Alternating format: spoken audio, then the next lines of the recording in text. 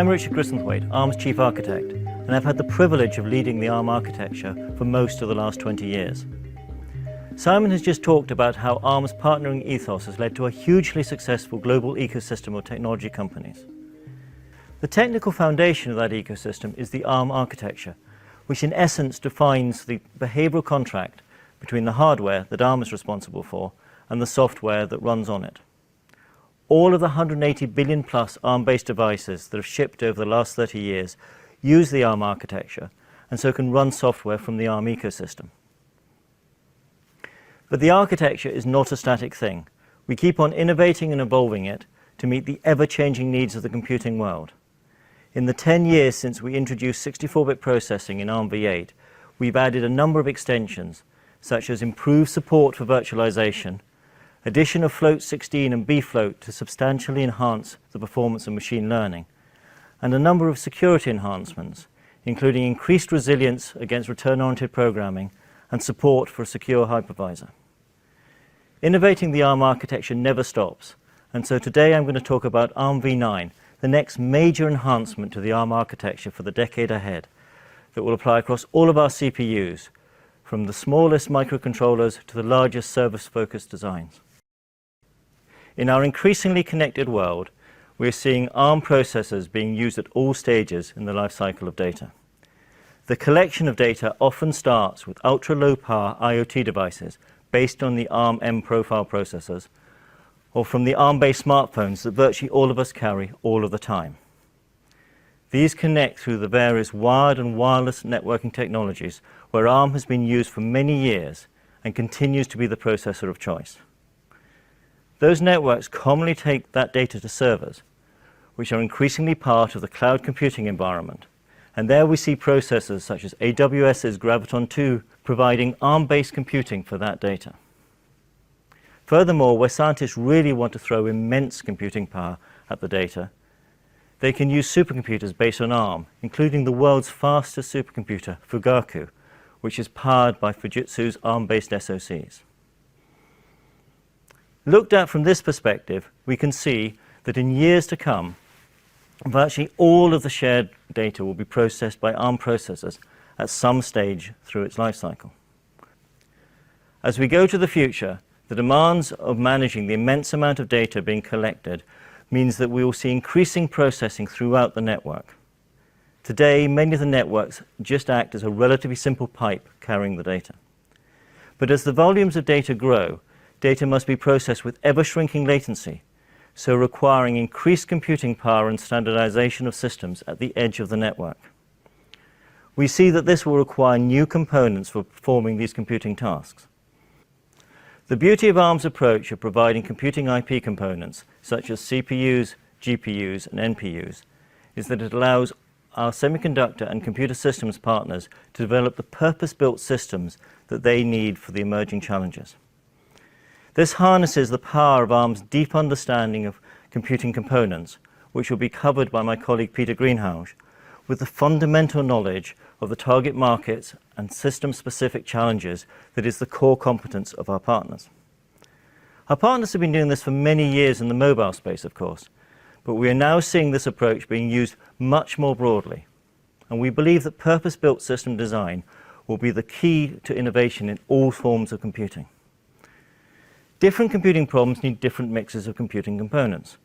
Many IoT devices need to interpret their worlds, and a combination of the M-profile cores with the Ethos U55 micro NPU is perfect there.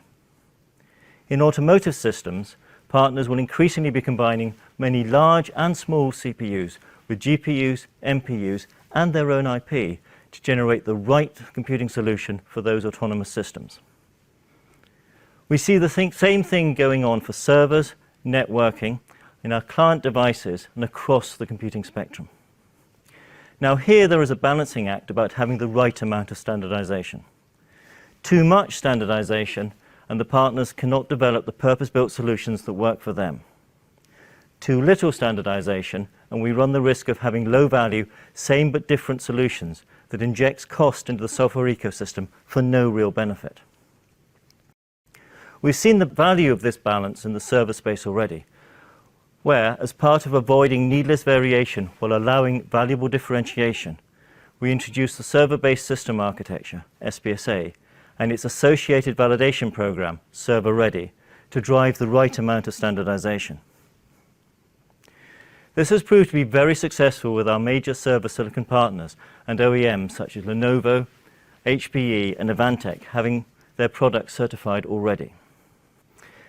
As we look to the networks of the future and the growing use of computing at the edge of those networks, so we are broadening the scope of system standardization. Arm has announced System Ready, which extends the concept of the Server Ready program to a broader set of devices from the cloud to the IoT edge to enable interoperability with the generic off-the-shelf operating systems and hypervisors. This standardization of the necessary parts of these systems is key to ensuring that the software investments that Arm and its ecosystem partners are making can be used as widely as possible. My colleague, Mark Hambleton, will be talking more about that later. Given that Arm's computing technology is being used in some way to touch virtually all of the data in the network, Arm and its ecosystem clearly has an immense responsibility to provide the best experience for handling the world's data. For this reason, we've been working with lead partners on a set of major extensions to the architecture called Arm v9. Arm v9 is a rolling program of substantial enhancements to the architecture that we'll be deploying over the next few years, increasing the computing capability in the widely applicable areas of digital signal processing and machine learning, and improving the security and robustness of our systems. These Arm v9 technologies will be used in all three profiles of the Arm architecture: the A profile for general-purpose compute, the real-time processors of the R profile, and the microcontroller-focused M profile. Over the past few years, we've seen machine learning and artificial intelligence as being one of the big emerging trends in computing. Machine learning has become a ubiquitous part of the computing paradigms that are used in all sorts of systems, and we expect this to grow over the coming years. Machine learning will apply in the endpoint devices, at the edge of the network, in all sorts of different applications on our phones and laptops, in the computing brains of our cars and factories, and in the servers in the cloud. More than 90% of top businesses surveyed report having an ongoing investment in artificial intelligence.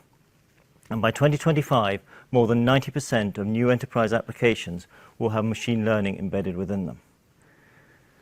The ubiquity and range of these machine learning workloads means they are not going to be addressed by a single class of solution. Therefore, all of our computing devices will benefit from increased hardware support for machine learning in CPUs, GPUs, or in specialized NPU processor elements.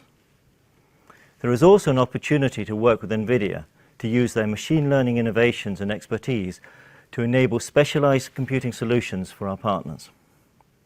My colleague Jem Davis will give an overview of the range of technical solutions that Arm is working on for machine learning, spanning a whole wide range of problems. Defined by the Arm v9 architecture, CPUs are gaining new vector processing capabilities in order to improve both machine learning and digital signal processing. This is building on the vector extensions that we developed in conjunction with Fujitsu and others, and which are used within the Fugaku supercomputer. That technology was designed in a scalable manner so that the concepts used for supercomputers can be applied across a far wider range of products. We've added increased functionality to create SVE2, the enhanced scalable vector extensions, to work well for 5G systems and in many other use cases, such as virtual and augmented reality, and also for machine learning within the CPU. Over the next few years, we'll be extending this further with substantial enhancements in performing matrix-based calculations within the CPU. In my view, security is the greatest challenge that computing needs to address in order to reach its full potential. Our lives are becoming increasingly interconnected, and so more and more of our private data is being held on computing systems that most people have very little understanding of. This makes them a very attractive target for security attacks. We know that cybercrime losses annually are projected to be approaching some $6 trillion worldwide by this year, and this is set to increase further. For the IoT space, one of the biggest challenges is the security of the myriad of endpoint devices, collecting data and interacting with the physical world. We've all seen examples of bad security in these devices, and a lot of this comes from designers not applying tried and tested security practices and not understanding the threats that these devices will be exposed to. To help with this, Arm has worked with partners to develop the platform security architecture as a set of standard threat models, approaches, and practices for endpoint designers to use. This is combined with a tiered certification scheme that will allow purchasers of this equipment to be more confident of their security properties. These same principles extend to the edge computing devices that will be part of the more distributed cloud of the future. The security of these devices will be paramount, and so part of the system-ready program involves ensuring that the security architecture of these systems is compliant with best practices. Looking to the future, computing will become a distributed utility where sessions can be run on the most appropriate platform at that time. In this environment, the ability to trust the computing infrastructure will be a crucial element in ensuring that people will feel confident about the security and privacy of their information. This infrastructure will also be a very attractive target for cyber criminals intent on stealing our data. For this reason, we see a growing interest in confidential compute, by which we mean the protection of data in use. This involves performing computation in a hardware-based secure environment to shield portions of code and data from access or modification, even from privileged software. Today, the traditional model of computing places an immense amount of trust on the operating systems and hypervisors that applications are run on. Confidential computing removes the assumption that the privileged software that is responsible for running the computing system needs to be able to see or manipulate the data of those running sessions. That removal will make it far easier to trust the computing infrastructure. Later this year, we'll be disclosing in more detail the Arm confidential compute architecture, which builds substantially on the strong foundations of TrustZone.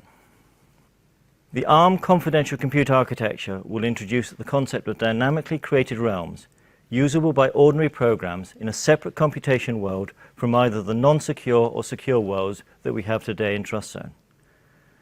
Realms use a small amount of trusted and testable management software that is inherently separated from the operating system and hypervisor. Using this, for example, a driver's ride-sharing application downloaded from a standard app store and installed on a personal device could dynamically create a realm to hold and work with its secrets in a world away from the operating system and hypervisor. This ensures the protection of the employer's data even if the phone's operating system is compromised. By preventing the theft of commercially valuable algorithms and data and ensuring that mission-critical supervisory controls needed by the employer cannot be subverted, it's no longer necessary for drivers or couriers to be provided with dedicated corporate devices. Similarly, over the past year, the pandemic has increased the use of technology to record and manage personal health data, and it is hard to imagine information that needs to be better safeguarded. While the security of current systems is very good, in future, using realms, it will be possible for such personal health information to be safeguarded from end to end. This will give much more security to this data, even if the operating systems of the computers holding this information has been subverted. Analyzing the large number of security issues that get reported in the world's software, a depressing reality is that the root cause of many of those problems really comes back to the same old memory safety issues that have been plaguing computing for the last 50 years. Two particularly common memory safety problems, buffer overflow and use after free, seem to be incredibly persistent over the years, and a huge part of the problem is that they are frequently present in software for years before they are discovered and exploited. I'm sure we all remember Heartbleed, which had been lying dormant in OpenSSL for a good couple of years before it was discovered. Uncovering these memory safety vulnerabilities before they can be exploited is a vital step to improving the security of the world's software.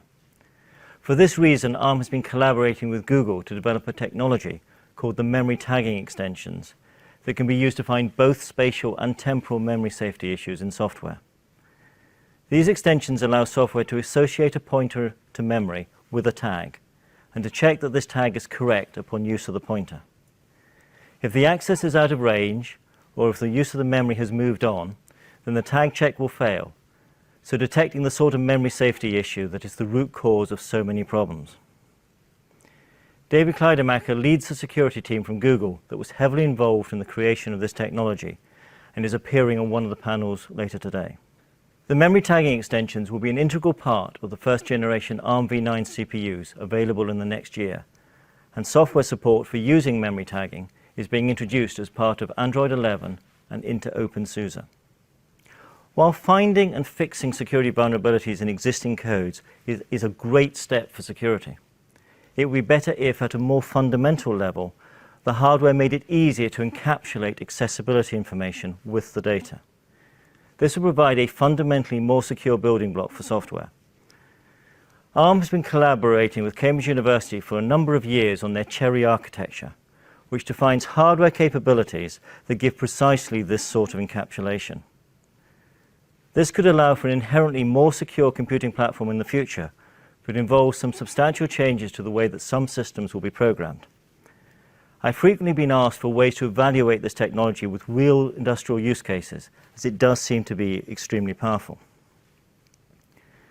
Fortunately, we've been given an opportunity by the UK government's Industrial Strategy Challenge Fund to create an industrial-scale prototype of this technology. This is a major UK RI programme called Digital Security by Design, where Arm is working with the universities of Cambridge and Edinburgh, Microsoft, Google, and others to explore a major architecture enhancement using capabilities as a new paradigm in computing security and robustness. The demonstrator system of this project, called Morello, is being finished off at the moment within Arm, and the system should be available for all of the Morello partners by the end of this year. This sort of fundamental shift in computer architecture takes a lot of time, but we have huge interest from within Arm's partnership.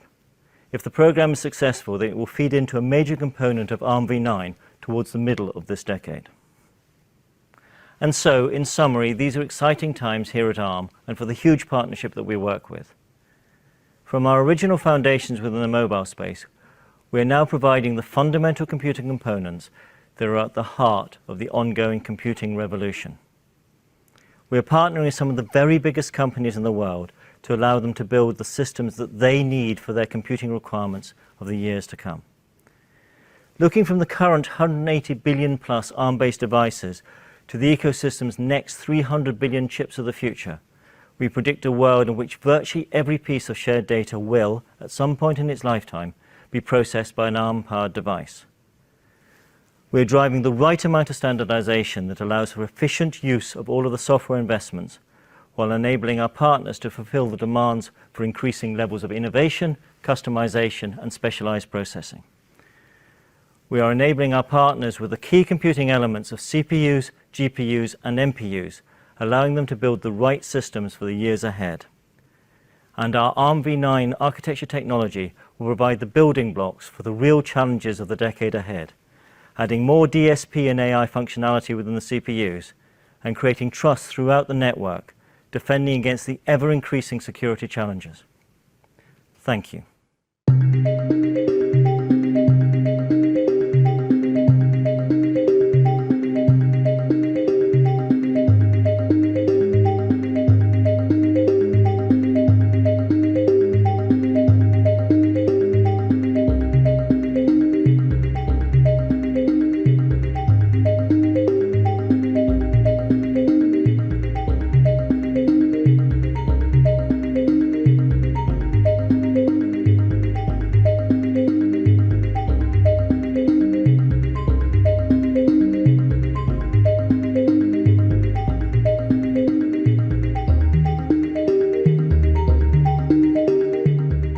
Hi, I'm Mark Hambleton and I lead the open source software team in Arm. As my colleagues have already mentioned, a new major Arm architecture revision is a once-in-a-decade thing.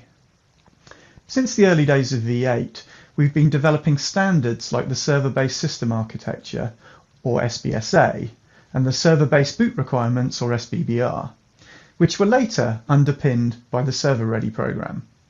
They essentially defined the key attributes of server systems and their firmware, which have enabled standard operating systems to boot from common images which include both Windows or Linux. Following on from the success of Server Ready, we started to look at how we could reach the end goal of any operating system can run on any ARM-based hardware, at least in the A-class. Sometimes we find that standards struggle to catch up to the breadth and diversity of the ARM ecosystem, which is why System Ready has been designed from the ground up to support all the needs of the ARM ecosystem, from the smallest to the largest device.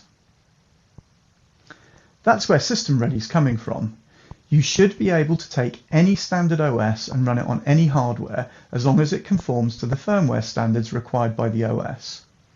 When you think about it, for your connected device to work for 15 to 20 years, it will need to be able to get security updates for those 15 to 20 years. And that could be 10 years after the device manufacturer stopped supporting it. But it's still connected to your network. By enabling standard operating systems to run on these devices, the OS vendors take care of the updates long past the time a vendor support window would usually run. But perhaps most critical of all the work ARM has done with respect to standards is at the firmware layer. Increasingly, the lowest levels of the most secure software, what we refer to as the trusted or secure firmware, are becoming the focus of attacks. If an attacker can gain access to or subvert the secure firmware, they can potentially gain privileged access to the entire system. In V8, we decided to take the lead on providing a standard secure firmware which we would develop in the open for the entire ecosystem to use as the secure foundation for their ARM-based SoCs. This became trustedfirmware.org, and the original offering for the A-class has since been joined by the M-class with an R-class version currently in development. In essence, the community we've created around trusted firmware in the open has delivered a wealth of security software for the ecosystem and enabled a de facto way to boot ARM-based systems. And also a standard way to land secure services for device makers and OEMs.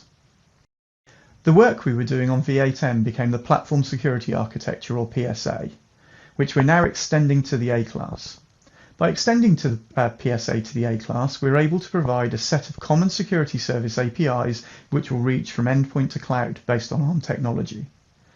Once again, the PSA APIs and services are being made available in trustedfirmware.org, and in partnership with other offerings such as Opti, an open source trusted execution environment, Hafnium, a secure partition manager, and Embed TLS, a very widely used library for encryption standards.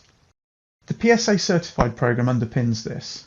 By assessing the certification level a device has achieved, you'll be able to clearly establish if it meets the needs of your specific application.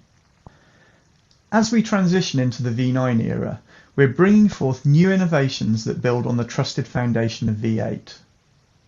As Richard mentioned earlier, we're introducing the ARM confidential compute architecture, which represents the culmination of 5 years' work to establish the necessary pieces of hardware and software to enable us to deploy separated realms.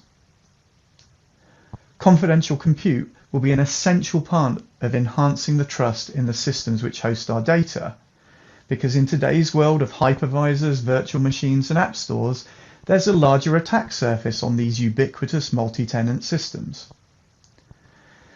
By applying the general principles behind confidential compute, over time we'll enhance the V9 architecture with realms. Realms enable you to run an application in such a way that your data is protected from inspection or intrusion by the host or any other software running on that host. From the block diagram view of ARM CCA, it looks simple. We're adding a fourth address space. The hardware even looks similar across segments at an architectural level. But from a software perspective, each segment provides its own unique challenges, with each software stack requiring modifications to make use of these new security enhancements. Some of those modifications can be pretty invasive too. So here's what's hopefully a fairly basic explanation of how realms will work. Typically, when you lease capacity from a hyperscale provider, you get a VM hosted on a multi-tenant system, where you get some share of the common address space. In the ARM CCA world, one of the simplest changes will be that instead of the VM being hosted from this common address space, it will be hosted in a realm where the address space is protected from other VMs sharing the system.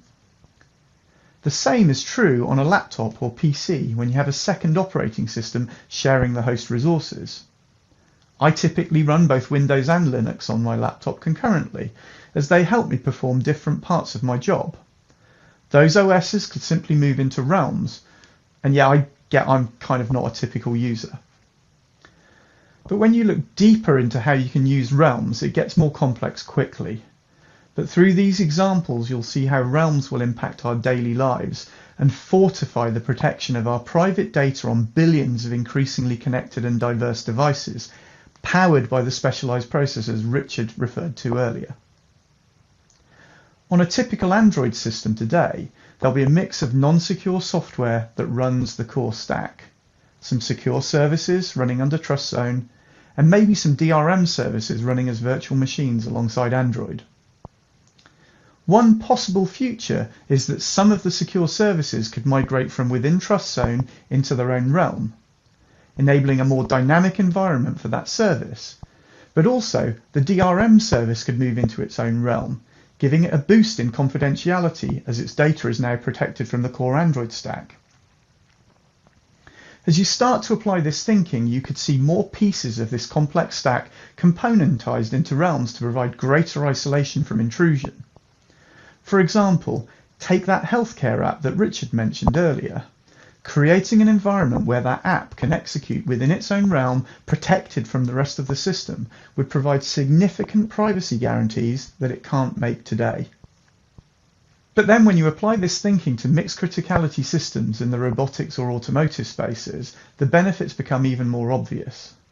You start to see further benefits separating out services that are feeding safety critical systems and protecting their memory from interference. Look for more information in the coming months. We'll be engaging the software developer ecosystem to help them embrace this new technology and discover how best to deploy and maximize the benefits of this new architecture for the entire Arm ecosystem. Given how critical this future technology will be to protecting the world's data, we're investing now to ensure developers have the tools and software they need for early development, to enable the communities we work with to take this to production. And speaking of protecting the world's data, we expect that virtually every bit of shared digital data will be processed securely on Arm-based systems. Therefore, it's the shared responsibility of Arm and its partners to ensure that all software just works on all Arm hardware. And to enable the breadth of the Arm ecosystem, you have to invest at scale. The decade of V8 probably accounted for more than 10 million software developer hours from Arm alone. The decade of V9 could easily account for more than 30 million software developer hours from Arm, as we scale to wherever computing happens. And then when you add in the investment from the Arm ecosystem, you can easily get to more than 100,000 engineers, which equates to more than 1.5 billion software developer hours, and that's probably a conservative estimate. Synergy between the silicon and software developer universes has never been more critical, and increasing this synergy requires standards. By adopting the standards such as System Ready and PSA, the Arm ecosystem can build on the foundation of billions of Arm-based systems. And with the V9 architecture, we will enhance and embed trust from endpoint to cloud. The vast majority of data generated today touches Arm hardware at some point during its life. The majority of developers' code will run on Arm hardware too. Arm is the future of compute in all forms, and the V9 architecture is setting us up for a future where we can trust the platforms we rely on for every aspect of our digital lives. Thank you. Hello, I'm Jem Davis, Arm Fellow and General Manager of Arm's Machine Learning Group. In today's COVID world, we hear we live in unprecedented times, way too much. But artificial intelligence truly does present unprecedented opportunities, and not just in the usual places. The pervasive growth in Arm-based intelligent endpoints has been staggering, as demand for intelligence grows across the wide range of markets Arm's partners serve, from tiny sensors up to the world's largest supercomputers. And I'd like to give you just a flavour of the innovation taking place somewhat off the beaten path. At Embedded World, Arm recently presented a partnership example. Arm supports practical solutions reducing energy consumption of even the most energy efficient white goods. For context, your fridge is the second biggest home energy consumer, using 13% of total energy consumed in a household. Today, neural networks running on Arm processors built into appliances enable fridges to learn autonomously and adjust power consumption optimally for the operating conditions. We see over 10% energy savings using machine learning.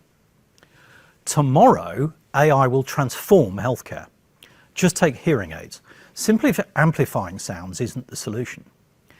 ML algorithms balance sounds, making sure output is clean and ideally tuned to the person's unique type of hearing loss, allowing the brain to work in the most natural way possible. We are just scratching the surface of what's possible. ML is everywhere in endpoint devices, opening up the future.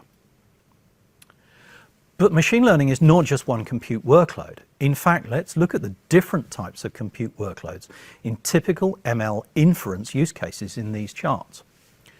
We break down the amounts of processing into whether that type of processing is best mapped to a traditional CPU or a more advanced CPU with vector processing, or GPU if you have one, or finally, if there's a large amount of matrix arithmetic best executed on a specialist neural network processor, or NPU. For these three use cases, you'd ideally build 3 different systems on chip with 3 very different types and sizes of processors. Get the balance wrong and you have a chip that's too slow, costs too much because you invested in processing you don't need, or one that uses the wrong processor for the workload and kills your battery or green energy rating.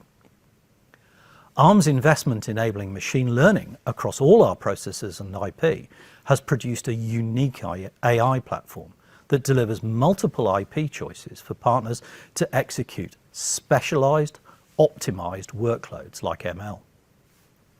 Because when choosing hardware for AI, we absolutely see that one size does not fit all.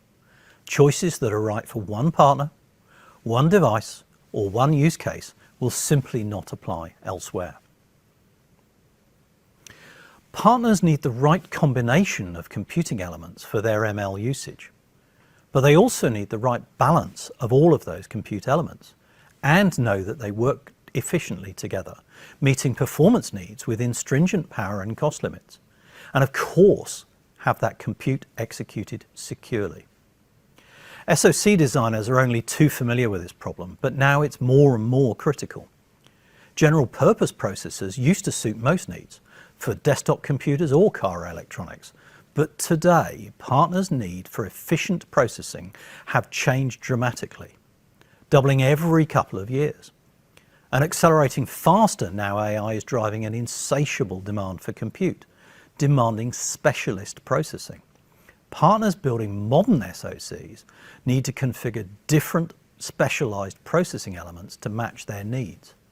And only Arm is investing to meet partners' needs for a range of processing IP for the lowest cost devices right up to supercomputers. Now today, most machine learning is still performed on Arm CPUs, and we continue to improve their efficiency. But dedicated NPUs are becoming more prevalent because they dramatically improve both performance and efficiency in a world where more and more ML must be run. We're building more flexibility, efficiency, and security into our platforms across all our processors, CPU, GPU, and NPU, to help partners create products for their markets. Massive efficiency improvements mean that we can move applications from supercomputers onto wearables. We are democratizing AI. Where applications require ML for small workloads but maximum flexibility and to be future-proof, we have more CPU extensions. For applications requiring a balance of more performance and good programmability across a wide range of data types, we have GPUs with improved machine learning support. Where workloads demand smaller amounts of ML, we have scalable micro NPUs providing great flexibility, power efficiency, and optimization for the smallest of devices. And of course, we have dedicated NPUs for high demand workloads. Additionally, to protect partners' software investments, we're driving standardization. As our NPU products mature and the ecosystem rallies around a common ARM platform, we're seeing the adoption of our technology grow as our NPUs become a new industry standard. Our NPU products have been designed for scalability and configurability to meet a wide range of performance points, but also for different ML workloads. And as we think about the technologies we bring to the ARM portfolio to support ML in the future, we work closely with the partnership. For example, we work really closely with NXP in defining the original version of the innovative micro NPU Ethos U65, which they just announced will be in their next generation applications processors called IMX9. Future collaboration with NVIDIA, particularly standardization on tools and software, could also increase machine learning choices for the partnership. In the ARM v9 decade, partners will create a future enabled by ARM AI with more ML on device. With over 8 billion voice-assisted devices, we need speech recognition on sub-$1 microcontrollers. Processing everything on server just doesn't work, physically or financially.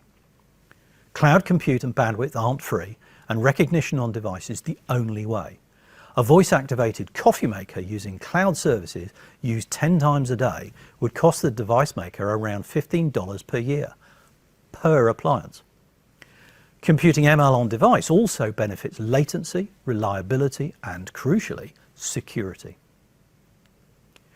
AI vision will enable a revolution in agriculture with remote crop monitoring drones, identifying pests and bacteria, and advanced soil analysis devices identifying nutrient deficiencies, helping feed the world. AI, more than any technology, will change healthcare. We enter a decade of transformation with affordable and accurate data-driven sensing devices, delivering vastly improved monitoring and diagnosis. We can easily see AI enabling a 20% or more improvement in healthcare prediction accuracy in the next 5 years. And less publicly visible, but massively important, will be industry. Recent IHS research showed today pumps use 10% of the world's electricity, and 90% of them are inefficient, according to a leading manufacturer. If pumps were a nation, they'd rank third in worldwide electricity consumption. Remote monitoring would require connectivity, but only 1 in 36,000 pumps are currently connected. However, local AI control systems, like the fridge I talked about earlier, can reduce energy by 15 to 20%. Achieving that would represent a global energy saving of 2%. Now, this may not be your robot butler or flying jet car, but that would be seriously cool. ARM is enabling the partners, and together, we're changing the world. Thank you for listening to our vision for AI in the era of ARM v9. Hello, my name is Peter Greenhalgh and I'm responsible for product technology at ARM. Now, the current tech landscape is evolving at an incredible pace. We see increasingly complex workloads and often heterogeneous workloads in the mobile, auto, and infrastructure markets. While Moore's law is slowing, we're still seeing benefits in power area and frequency as the nodes shrink.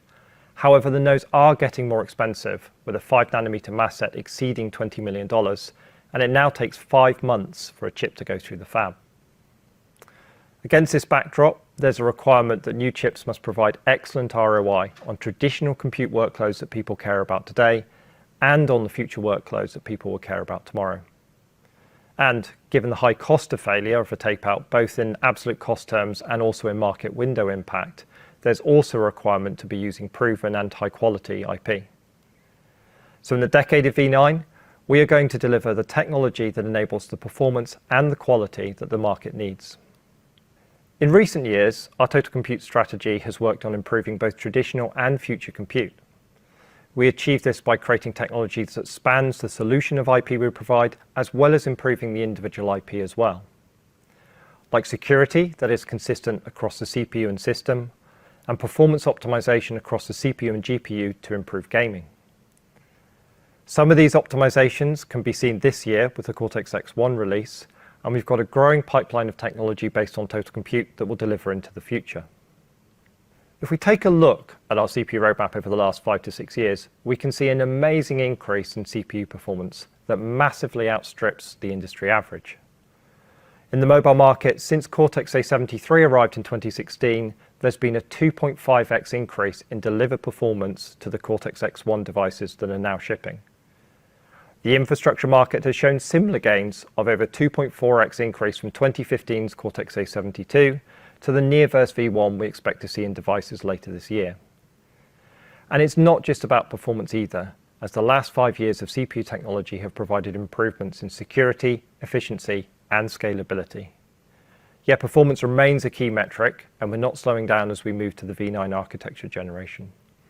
We expect to deliver more than 30% performance in the next 2 mobile and infrastructure generations on industry standard benchmarks like SpecInt, and with even more performance on the workloads that our mobile and infrastructure partners care about. Yet it's not just about intrinsic CPU performance. Increasingly, we're looking to maximize the performance that the CPU provides through the system design. In fact, we can see more than a generation of CPU performance that could be gained through pushing the path to memory from the CPU. We have developed or are developing a number of technologies that can maximize frequency, bandwidth, cache size, and reduce memory latency to extract the maximum performance of the CPU. Now, what's great about all of this CPU and system performance is that it applies equally to notebook performance as it does to mobile performance. Certainly, notebook performance is a little different from mobile in that it's more thermally permissive, and CPU and GPU performance can be pushed further. Yet, fundamentally, the same principles apply on performance and efficiency. And technologies like Big. LITTLE, which Arm invented, are pretty much an industry standard now and also have a place in the notebook world. In the industry today, there's often a debate about the merits of accelerators to push the performance of compute. Now, there's absolutely a place for compute acceleration, with video processors and the machine learning processors described by Jem earlier being excellent examples of accelerators which are here to stay. Yet looking at the demands of commercial compute workloads, there's a requirement for them to be programmable, which can include everything from libraries and C compilation to virtualization so that they can be easily used in a cloud environment, all the way through to debug and performance analysis. There's also a requirement for them to be protected, and by this I mean secure. Pervasive, so that you can land on many devices, and naturally proven in quality. Now what this means is that by the time you add these features and capabilities to a specialist accelerator that's only applied to a narrow range of workloads, then you're growing its size and becoming very CPU-like. From this perspective, our belief is that we should continue to extend the CPU architecture so that our CPUs can accelerate even more workloads and do so in a way that is programmable, protected, pervasive, and proven. And today, it's impossible to ignore how fragmented some of the AI and DSP workloads are in the mobile market and how they can benefit from being coalesced onto a CPU environment. And this is where we want to push our architecture and compute designs. But it's not just about the CPU. And at Arm, we're very proud of our GPU technology and the part that it plays in total compute. We have new technologies like ray tracing that we will deploy in upcoming GPUs. And of course, for gaming, bandwidth and energy efficiency are super important and will be improved with variable rate shading and new advanced rendering techniques. Going beyond gaming, we're deploying our GPUs into functionally safe automotive environments, and that needs us to provide safety-critical features and also virtualization. Now, bringing this all together, we have huge sustained increases in raw CPU performance across all markets. And we have the technology bandwidth to push GPU performance and architecture higher at the same time. We're not just focusing on the CPU and GPU either, but looking at all of compute, as well as maximizing the performance by deploying new system technologies that provide additional gains. And we are broadening the architecture to execute even more compute, such as DSP and AI, on the CPU. So in the decade of V9, we're continuing to deliver large increases in performance and architecture for all workloads, markets, and people. Thank you.